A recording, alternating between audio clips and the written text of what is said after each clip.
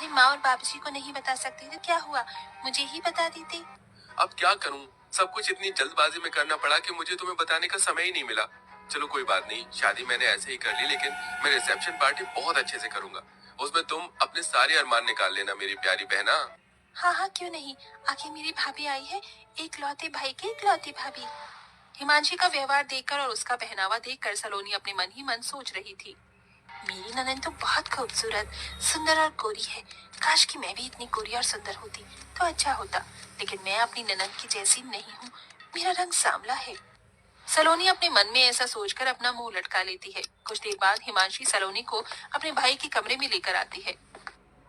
भाभी जी, आपको अगर किसी भी चीज की जरूरत हो तो मुझे बता देना, मैं यहीं पर हूँ, आवाज लगा देना, मैं आ जाऊंगी और आपकी मदद करवा दूंगी। अभी तो मुझे किसी भी चीज की जरूरत नहीं है ननन जी, लेकिन अगर किसी चीज की जरूरत होगी तो मैं आपको तुरंत बुला लूंगी।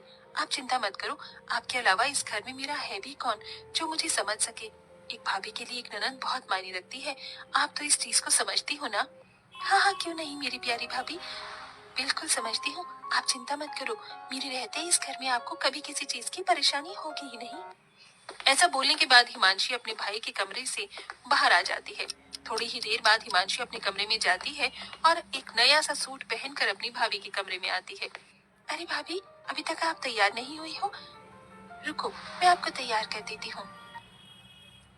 हिमांशी अपनी भाभी सलोनी को तैयार करने लगती है। तभी सलोनी देखती है कि हिमांशी ने बहुत सुंदर और प्यारा सूट पहना होता है। वो शीशे में अपनी ननद को देखते हुए कहती है, क्या बात है ननद जी, तुम्हारा ये सूट कितना प्यारा लग रहा है, तुम्हारे गोरे रंग पर खिल रहा है। मेरा रंग काला है ना, तो मेरे ऊपर ऐसे कपड़े अच्छे नहीं लगते। मैंने कई बार ऐसे कपड़े देखे हैं, लेकिन मेरा रंग और बेकार लगने लगता है। अरे भाभी कैसी बात कर रही हो आप, ये तो बहुत प्यारा कलर है और ये कलर भी मीडियम है, इसे गाजरी कलर बोलते हैं। आपको पता है ये कलर हर एक औरत के ऊपर जचता है, फिर चाहे वो काली हो या गोरी हो। आपको यकीन नहीं है तो रुको, मैं आपको ये सूट देती हूँ, फिर आप इसे पहन कर देखना, आपके ऊपर बहुत अच्छा लगेगा। हिमांशी अपने कमरे में जाती है और दूसरा सूट पहनकर जो उसने पहना होता है उसे उतार के अपनी भाभी के पास ले आती है। भाभी ये लो सूट।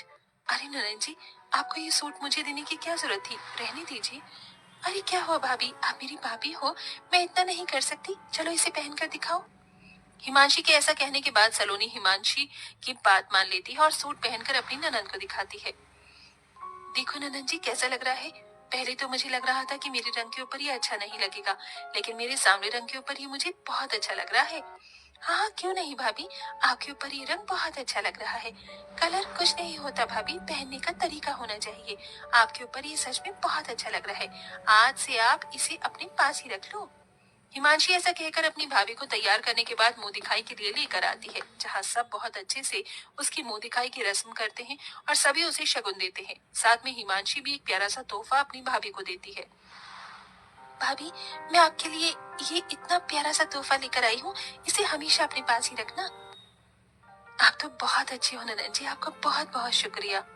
इस तरह हिमांशी अपनी नई भाभी के आने पर बहुत खुश होती है, लेकिन सलोनी बहुत ही चालाक होती है।